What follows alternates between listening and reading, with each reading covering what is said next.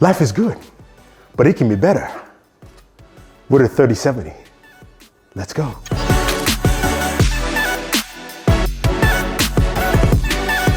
Some of you didn't get that reference. That was from Wonder Woman 84. I apologize, but life is still good. This is the Dell XPS 8940. Now, the reason why I said this is probably one of the best ways you can get a 3000 series card or 3070 is because you can buy one in a PC like this. And this is Dell's 27-inch, 165 hertz monitor. This is an awesome monitor, but I'll get to that in a second. Of course, we've got our lovely Giardia here. If you want that wallpaper, use the link down below. But anyway, back to this device. This I like because it comes in two colors, black and white. It is small and compact, meaning like you can lift this up pretty easily. So that's actually pretty cool. And if you've got a smaller apartment, smaller space, it will work well for you. Now, the XPS 8940 here configured is about 2,180. There are different configurations you can get, so it all depends on what you want. But it's got a plethora of ports. First off, that is a Blu-ray drive. If you care for a Blu-ray drive, sure, you can actually add one in there.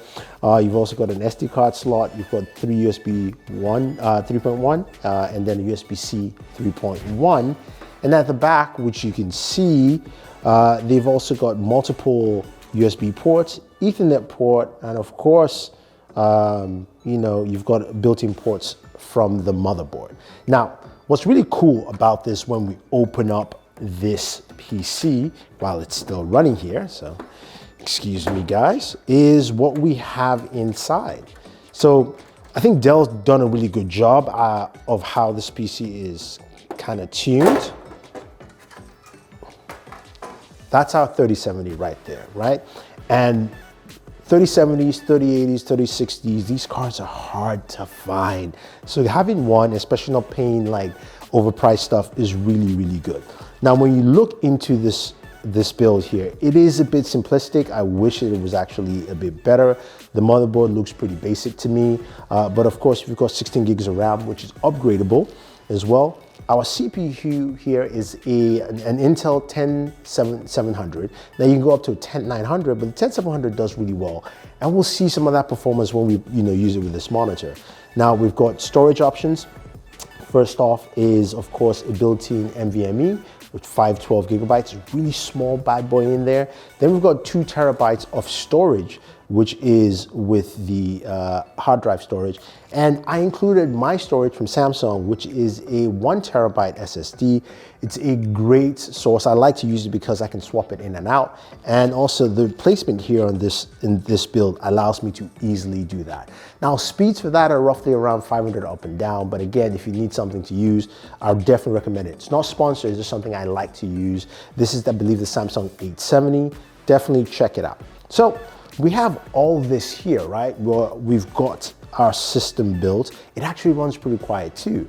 I mean, you can kind of hear a little bit. There's more sound from the background than there is here.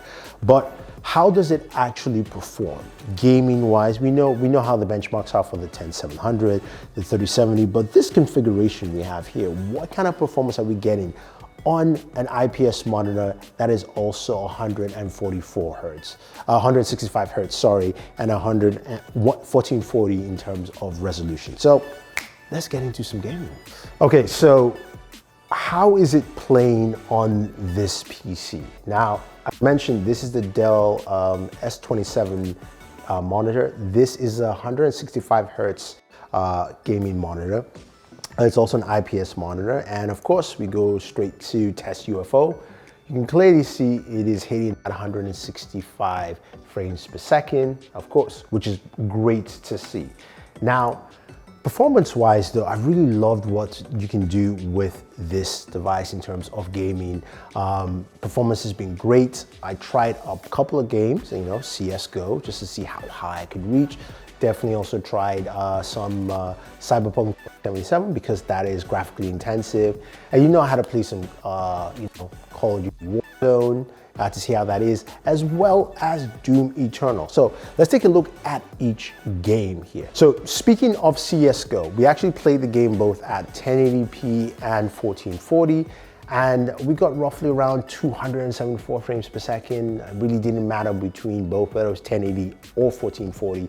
Performance was pretty much steady. Again, CSGO is a game that is not graphically intensive, but is one to try and push the FPS benchmarks of your monitor if you have a monitor that's higher refresh rate. I also forgot to mention this is also AMD FreeSync Pro monitor. Still will work with your G-Sync anyway, so in terms of just performance-wise, you're good to go. So the next game was Doom Eternal. Now, Doom Eternal, we first played in 1080p, and 1080p, we got a max of almost 300 frames per second. This is also Ultra Nightmare, and a minimum of roughly around 200 and 190 roughly. So it depended on how intense the gameplay session was.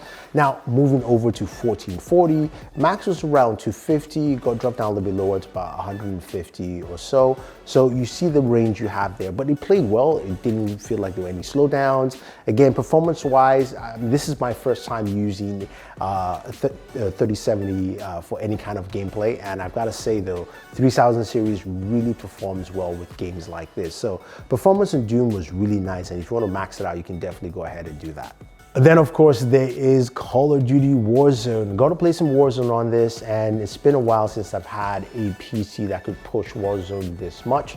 Warzone, I actually ran it at 1440, didn't go down to 1080p, and performance-wise, I was quite impressed. And again, Warzone is a game that kind of fluctuates between gaming performance. It can be iffy sometimes, but the best performance I got off this PC, the Dell XPS 8940, was almost 144 frames per second, which was really nice to see, especially a game like this, which is still technically in beta, and we need more maps anyway for this game. Performance was solid across the board. I think the lowest I got was probably around 123 frames. Highest I got was about 155. So I believe like around 140, 144 was the medium for this. And it performed really well. So it was good to actually play a game like Warzone. Pretty smooth, pretty clean, without any issues. And then there is Cyberpunk 2077. Now, this is a game, of course, we know is pretty graphically intensive and can push your system. And it definitely did. I saw a range in terms of performance where the lowest we did was around 65 frames per second, and the highest it got to was about 90 frames per second. I'll say the medium was roughly around 75 for gameplay with this, but it ran really well, and that's the thing that I do like about this, is that this is quite a robust system, if you will. Plus, again, that graphics card really does a fantastic job. But I think overall, people will like the gaming performance they see with the Dell XPS 8940, and also this monitor is really, really solid. All right, so overall, this is a great way to upgrade to a better system. Now, I know a lot of people are looking for graphics cards out there like the 3070 or the 3080 or even the 3060, which you can get a configuration with this in there. It's just hard to find. I've been trying to upgrade my own system and I couldn't do it. And I think Dell has a pretty solid option here. Now, you saw the internals. This is definitely upgradable. You can swap out and put your own NVMe in there. You can also upgrade the RAM. You can do much more with it. Now, I know there's a 3060 configuration that's like 1700. This is 2185. And this monitor, I will definitely recommend this monitor for anyone who's looking for something that's compact, that will fit their system, or at least their spacing. 27-inch monitor, 165 hertz, and of course 1440, really solid for a gameplay experience that you will not regret. So there you have it, guys. That is how you can get yourself a 3070. But honestly though, the Dell XPS 8940 is a really good system to check out. Now, I know you guys want to see more PC and gaming stuff from me, and I definitely have more. I do have a Razer Blade 17 Pro 2021 laptop, which I just checked out. So definitely head over to that video to see how it performs. And I've got some more stuff like literally over there that will be coming out pretty soon. So stay tuned. If you have any questions in the comments, let me know. Otherwise, I'll see you on that Razer video, and enjoy your entertainment.